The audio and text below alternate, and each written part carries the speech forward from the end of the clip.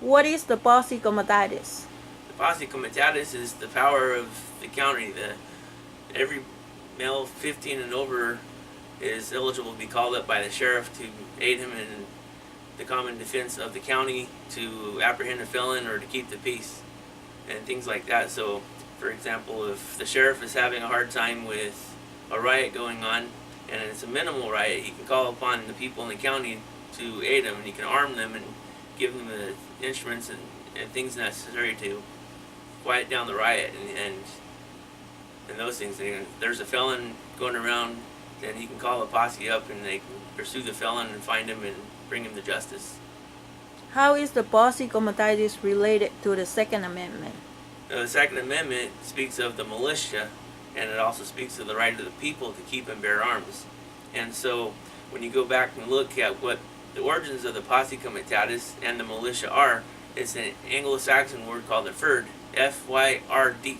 And the fyrd was the power of the people with arms. And so in old England, Anglo-Saxon England, the fyrd was the people, the militia and the Posse Comitatus. The people were armed, they were under the jurisdiction of the sheriff, and as time evolved, the things changed a little bit. The Posse Comitatus was that element of the fyrd that referred to the law enforcement aspect of it. The sheriff and the law enforcement would use that part of the fyrd and the posse to aid in law enforcement to keep the riots down and things like that, whereas the king would use the fyrd for what's called the militia to repel invasions, to keep the Vikings out of England at the time. And so that's where that comes from. And so the Posse Comitatus and the militia originate from the same exact thing. Why is the doctrine of Posse Comitatus important today? The Posse Comitatus is under the direction of the sheriff, and the sheriffs of each county is voted on, is elected by the people of his county, and so he's the most democratically elected representative in the United States. Unlike the president is chosen by the electoral college, the governor of the state's elected by the entire state, whereas the county represents the people of that county. And we're in California, where San Francisco and Los Angeles pretty much dominate the whole political spectrum of California, and places like Siskiyou County and places like that where you have maybe 20,000 people are pretty much left out. And it's part of the reason why they're trying to start the state of Jefferson movements, because they're getting tired of it.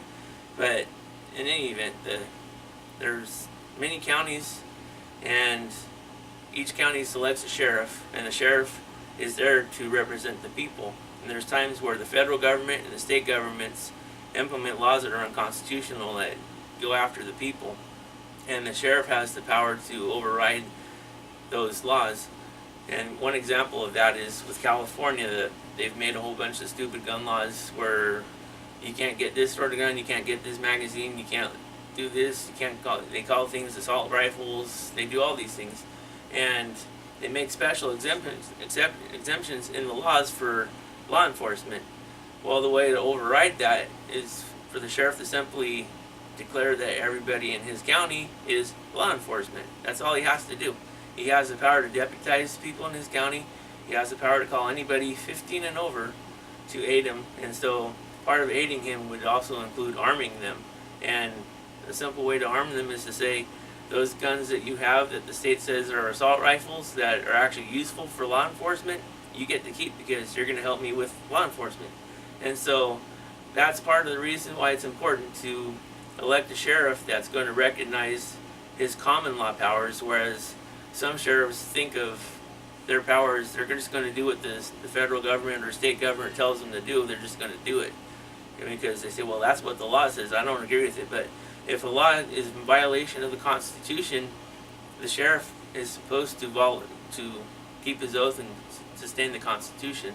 And so if the federal government comes up with gun laws that are unconstitutional, if the state government comes up with gun laws that are unconstitutional, the sheriff is there to say, no, you can't enforce these laws in my county. In fact, there's many sheriffs that have written to the vice president and to the president and to Senator Feinstein and the state governors and said we're not going to tolerate taking the Second Amendment rights against the people in our counties. If you come in our counties, we're going to arrest you.